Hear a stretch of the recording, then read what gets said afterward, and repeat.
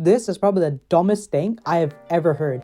So to put it bluntly on what this drama is, it's millionaires playing hide and seek, and the winner gets $1 million to give to the community/charity. They don't keep anything. So things were moved around so that the person who came in third got pushed to fourth, and because of that, Mr. Beast is a misogynist.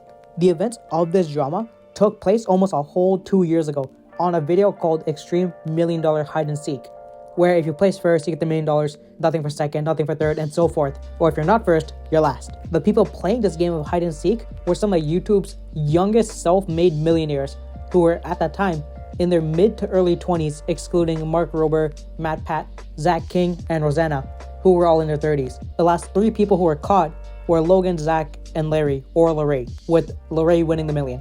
But it turns out he fell asleep on the second floor and they closed that area off earlier, so he's disqualified.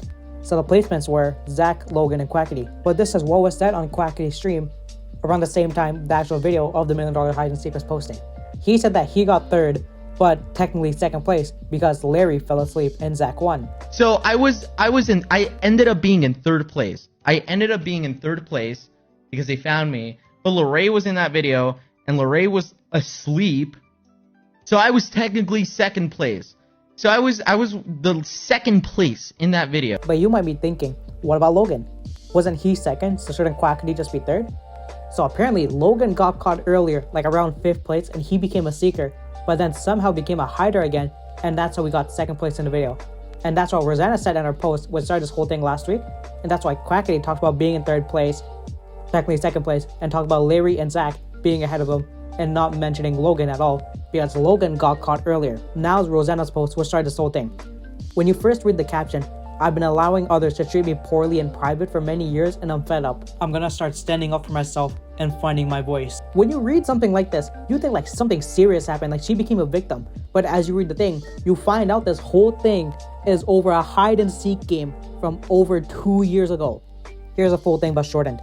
So she felt hurt by Mr. Beast because he edited her out to make her seem like she did worse than she actually did, because she was actually third place, but because of the Logan thing, you know, him being out in 5th place, Larry being DQ'd, and him being out of the placement as a whole, she got third place. So she's calling out Mr. Beast for him being a so-called real, or having so-called real and authentic videos, because, you know, that's his whole thing. But he changed the results around so that Quackity and her were on the top 3 and Logan was in second. How the whole game worked was that everyone had a walkie-talkie, and the use of it was to tell the participants when someone got out and for Mr. Beast to make offers. Because when the game runs long, he offers people money, you know, to come out of hiding and get caught. Because this hide and seek game apparently lasted for a full 24 hours. So on the walkie-talkie, they announced that Logan got out. So Rosanna knows that she's in the top 4 with Larry, Zach, and Quackity.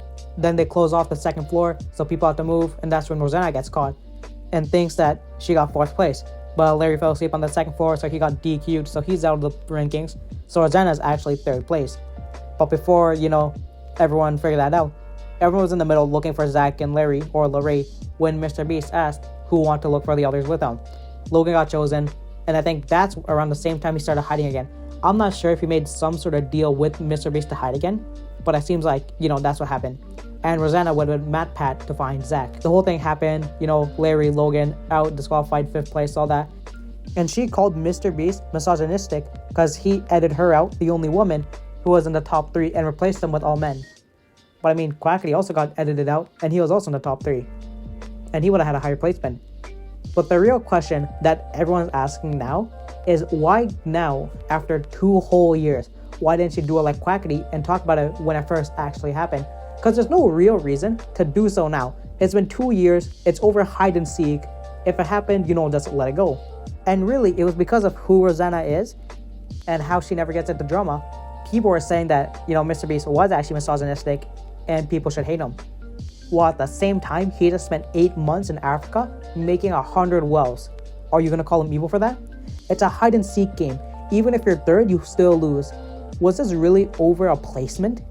There was also some talk about how Zach also should have been disqualified because he was hiding above vents. It wasn't easy access and it did a little bits of damage. And when Mr. Beast rented out the SoFi Stadium, they told him beforehand that people can't hide in places where damage can happen. So let's say that Zach King, he gets disqualified because of the whole thing, you know, being in the vents. Quackity gets first, she gets second, she still gets nothing. If anything, or if anyone can make a sort of claim, it's Quackity. And he said it when it actually happened. And when all of this is happening, Rosanna decides to DM Mr. Beast. He says a few things, and she leaks the entire DM conversation with him. So he's trying to talk to her on the phone, without saying anything, just in case if she decides to leak it, and she does. So she's replying with, "It's causing me mental stress and anguish because he made her seem like she did worse than she actually did." But how much mental anguish can be caused from a hide and seek game? And how much confidence can a charity hide and seek game give you at 40 years old? Look, I'm not trying to be mean, but how low is your mental fortitude that a charity hide and seek game from 2 years ago is still giving you mental stress and anguish now? It's not like a Squid Game version of hide and seek where if you get caught, you're executed. And when all this is happening, she decides to release a music video, and people start calling her out on it because they're saying that, did you really start this whole thing to gain traction for your music video? Because that's what normally a person does. They get all eyes on them and they try to push those eyes to something that's made by them. And she even went on Ethan's Clyde podcast to talk about it. She's talking about how she wanted to help her community with the money from the winnings. But it's like, what's stopping you to do so now? You're acting like you can't use your own money. You make at least $1 million a year. You bought your sister a house for $2 million, but you can't give anything to the community that you want to give to because you didn't win. Mr. Beast has probably given over $50 million to charity alone, and you can't give a couple grand to the community that you wanted to.